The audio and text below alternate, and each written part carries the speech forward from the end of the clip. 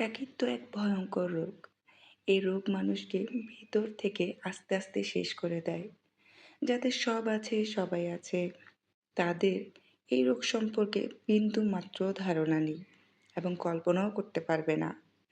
এই যে আজকে একা আমাকে বাসায় ইফতারি করতে হবে। একা কি ইফতারি করা যায় বলেন?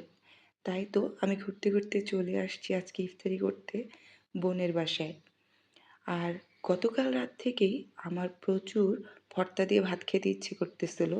এসে দেখি আজকে বড় বোন ফল কেটেছে, সাথে বেলের শরবত, চিড়ার শরবত করেছে, আর সাথে করেছে আমাদের মুন্সিগঞ্জের বিখ্যাত বউয়া ভাত, আর সাথে নানা পদের ভর্তা। ভাগিনা ভাগ্নিরা কেন জানি ইফতারি খেতে চাচ্ছে না। তাই বলছে যে আজকে ইফতারি খাবে না, অন্য কিছু খাবে, বউয়া খাবে। তো বড় আপাও ছেলে মেয়েদের আবদার রাখতে বউয়া ভাত করছে। আর আমিও ঘুরতে ঘুরতে আজকেই চলে আসছি। এর নামই হয়তোবা রিজিক।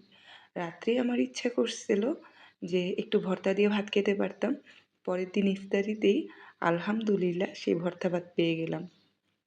এখন আপনারা অনেকেই বলতে পারেন যে, "ভাই, ইফতারিতে কে এগুলো খায়?"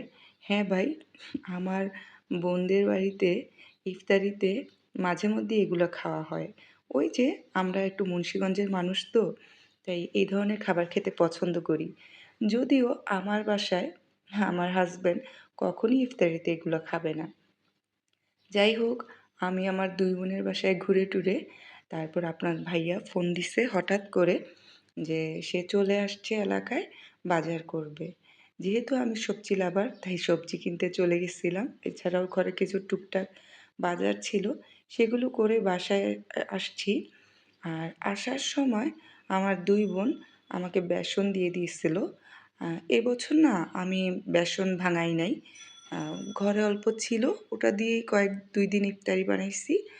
আর আজকে যখন বোনদের বাসায় গেলাম, দুনো বোন অল্প অল্প করে আমাকে বেসন দিয়ে দিছে। আর সেই অল্প অল্প বেসন দেখেন আমার কত বেসন হয়ে গেছে।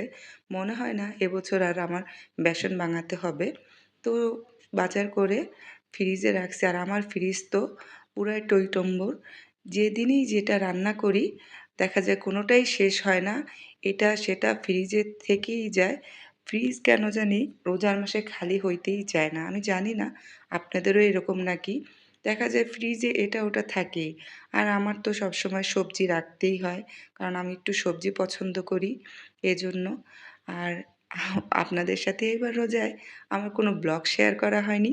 তাই ভাবলাম আজকে একটা ছোট্ট ব্লগ রেকর্ড করি, শেয়ার করি। তো কেমন লাগলো জানাবেন। আল্লাহ হাফেজ। আসসালামু আলাইকুম।